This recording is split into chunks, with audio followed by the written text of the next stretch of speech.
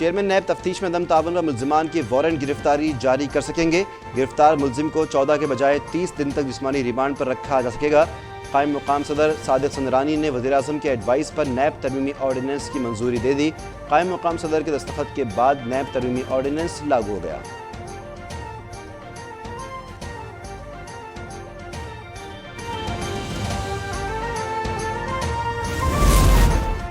نواز شریف کی وطن واپسی پر تاریخی استقبال کا فیصلہ۔ مسلم لیگ نون نواں ماہ انتخابی مہم کا آغاز کر دے گی۔ دبئی میں نواز شریف کی زیر سربراہی مشاورتی اجلاس میں آئندہ کا لائحہ عمل تیار۔ مریم نواز کو انتخابی امور سے متعلق ٹاسک۔ نواز شریف کچھ دیر بعد مریم نواز کے ہمراہ سعودی عرب روانہ ہوں گے۔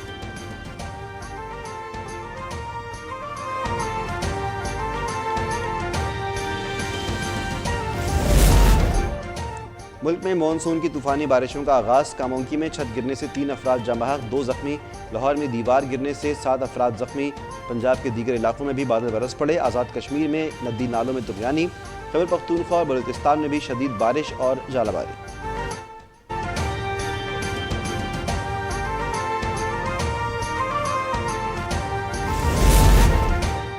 محکمہ موسمیات کی 8 جولائی تک مانسون بارشوں کا سلسلہ جاری رہنے کی پیشگوئی۔ پہاڑی علاقوں میں لینڈ سلائیڈنگ اور نشیبی علاقوں میں سیلاب کا خدشہ۔ این ڈی ایم اے کی متعلقہ اداروں کو الرٹ رہنے کی ہدایت۔ ہنگامی مشینری اور عملے کی موجودگی یقینی بنانے کا حکم۔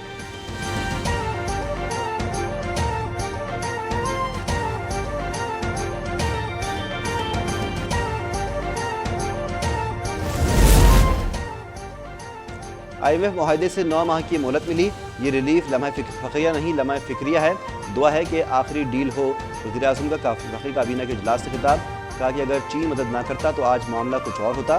سعودی عرب اور متحدہ عرب امارات سے مدد میں آرمی چیف نے کلیدی کردار ادا کیا۔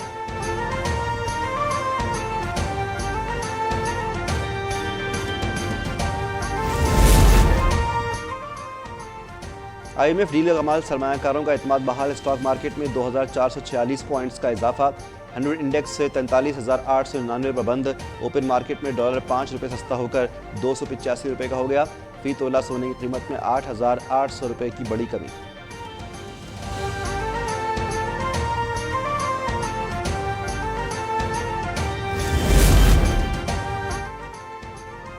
پاکستان کو آئی ایم ایف سے چند روز میں 1.1 ارب ڈالرز کی قسط ملنے کا امکان۔ مالیاتی ادارے کو لیٹر آف انٹینٹ کی کاپی ارسال۔ غیر ملکی زر مبادل ذخائر بڑھانے اور سرکاری اداروں میں اصلاحات کی یقین دہانی۔ کوئی بھی نئی ایمنسٹی نہ دینے اور تجارت پر عائد پابندیاں ختم کرنے کا وعدہ۔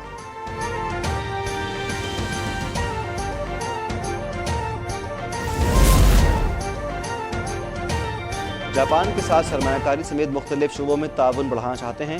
یہ شعبہ دو طرفہ تعلقات میں کلیدی کردار ادا کر سکتا ہے۔ ٹوکیو میں جاپانی ہم منصب کے ساتھ ملاقات کے بعد وزیر خارجہ بلاول بھٹو کی پریس کانفرنس۔ پاکستان جاپان کو افرادی قوت مہیا کر سکتا ہے۔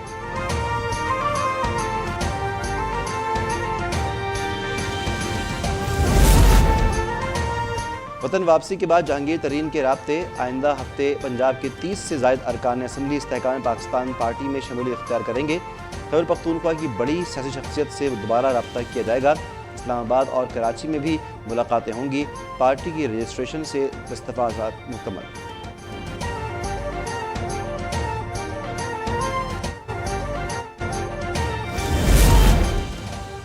چیئرمین پی ٹی آئی کو ثاقب نثار جیسے ججز کی تلاش ہے جو غیر قانونی اور غیر آئینی احکامات دیں اور بدلے میں رشوت کے عوض پارٹی ٹکٹ بیچ سکیں۔ وزیر اطلاعات سندھ شرجیل میمن کا طنز، بولے جج بدلنے کی درخواست چیخ چیخ کر کہہ رہی ہے کپتان صرف اپنے امپائر چاہتا ہے۔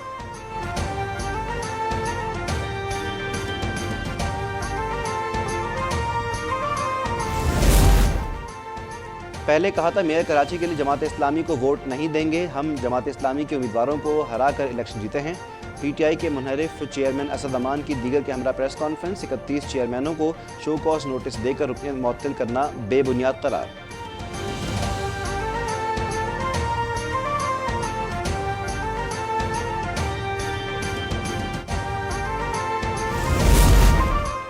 لاہور میں نگلیریا کا پہلا کیس سامنے آ گیا۔ 30 سالہ مصطفیٰ شفیق سروسز اسپتال میں زیر علاج۔ نگلیریا صاف پانی میں افزائش پاتا ہے اور ناک کے ذریعے انسانی دماغ تک پہنچتا ہے۔ نگلیریا کے دماغ میں جانے سے انسان کی موت بھی واقع ہو جاتی ہے۔ وقتی سر درد، تیز بخار، قے، چڑچڑاپن اور بے چینی علامات ہیں۔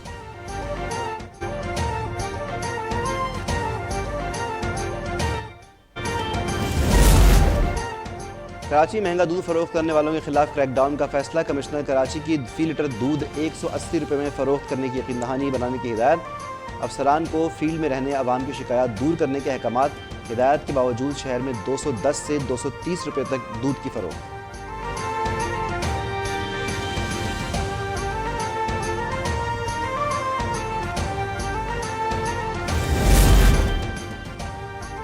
سویڈش حکومت قرآن پاک کی بے حرمتی کا نوٹس لیا اور شرپسندوں کے خلاف سخت سے سخت کارروائی عمل میں لائی جائے۔ وزیراعظم شہباز شریف کا کابینہ سے خطاب میں مطالبہ، OIC کے ہنگامی اجلاس کے اعلامیے کی بھرپور تائید، کہا کہ مستقبل میں ایسے واقعات نہیں ہونے چاہئیں۔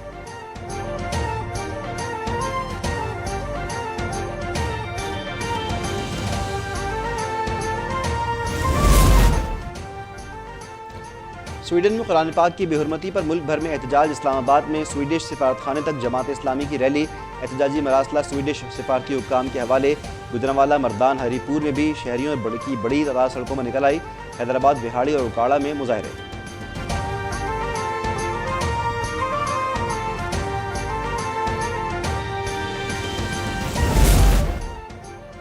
عیسائیوں کے روحانی پیشوا پوپ فرانسس نے بھی سویڈن میں قرآن پاک کی بے حرمتی کو ناقابل قبول قرار دے دیا، کہا آزادی اظہار کے نام پر کسی بھی عقیدے کی مقدس کتاب کی بے حرمتی قابل مذمت اور کسی بھی عقیدے کے ماننے والوں کی دل آزاری ناقابل برداشت۔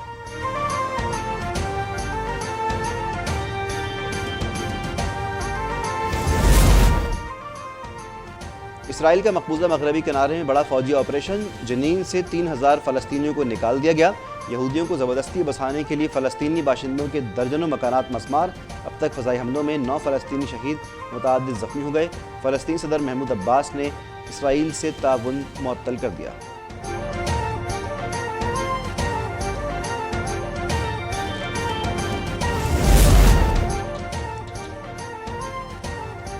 پاکستانی کوہ پیما آصف بھٹی نانگا پربت پر امداد کے منتظر، آصف بھٹی 7500 میٹر اونچائی پر برف باری میں پھنس گئے، شدید برف باری کے باعث آصف بھٹی کو برفیلے اندھے پن کا سامنا، قراقرم کلب کے سامنے کوہ پیماؤں کا ایک گروپ جلد ریسکیو مشن پر روانہ ہوگا۔